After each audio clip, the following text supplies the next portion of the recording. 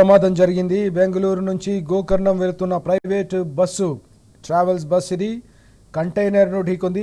దీంతో మంటలు చెలరేగి దాదాపు 17 మందికి పైగా మృతి చెందినట్టుగా సమాచారం అందుతోంది. పూర్తి వివరాలు అందించడానికి మా ప్రతినిధి రంజిత్ ప్రస్తుతం మనతో పాటు ఫోన్ లైన్లో సిద్ధంగా ఉన్నారు. Ranjit, latest updates.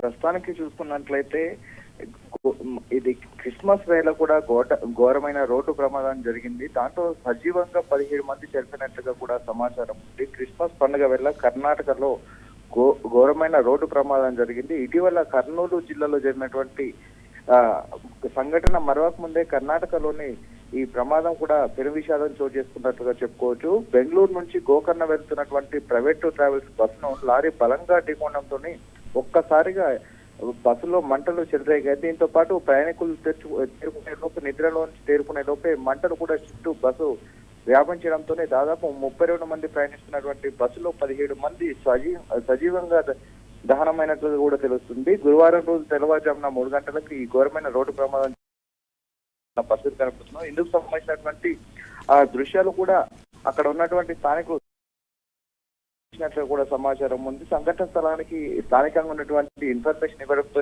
ఒకవైపు పోలీసులు కావచ్చు, మరోవైపు అగ్నిమాపక సిబ్బంది సంఘటన స్థలానికి చేరుకొని మంటల అదుపులోకి తీసుకొచ్చే ప్రయత్నం చేశారు. ప్రస్తుతం సహాయక చర్యల్లో 32 మందిలో 17 మంది మృతి చెందినందుకు తెలుస్తుంది. దాంతో పాటుగా వచ్చేసి దాంట్లో ఉన్న వాళ్ళని బయటికి ఒకవైపు పోలీసులు కావచ్చు, అగ్నిమాపక సిబ్బంది మంటలు ఆర్పే ప్రయత్నంలో భాగంగా మిగిలిన వాళ్ళందరినీ కూడా తీసుకొచ్చి స్థానికంగా ఉన్న హాస్పిటల్ అనేది పంపేయడం జరిగింది. దాదాపు అక్కడికి ఉన్నటువంటి ఆ ప్రమాదం జరగడంతో అక్కడ నుంచి బంధుమిత్రులు కావచ్చు, కుటుంబ సభ్యులు అందరూ కూడా విషాదంతో మునిగిపోయినట్టుగా చెప్పొచ్చు.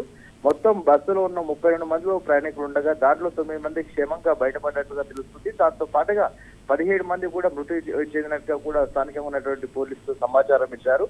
దాంతో పాటు రిమైనింగ్ చూసినట్లయితే ఇంకా 8 మంది కూడా అండర్ ట్రీట్మెంట్ లో ఉన్నారు. వారి యొక్క పరిస్థితి కూడా ఏ విధంగా ఉన్న విషయం కూడా తెలుసుకునే పరిస్థితి. రైట్ రంజిత్, వివరాలు అందించినందుకు థ్యాంక్ యూ.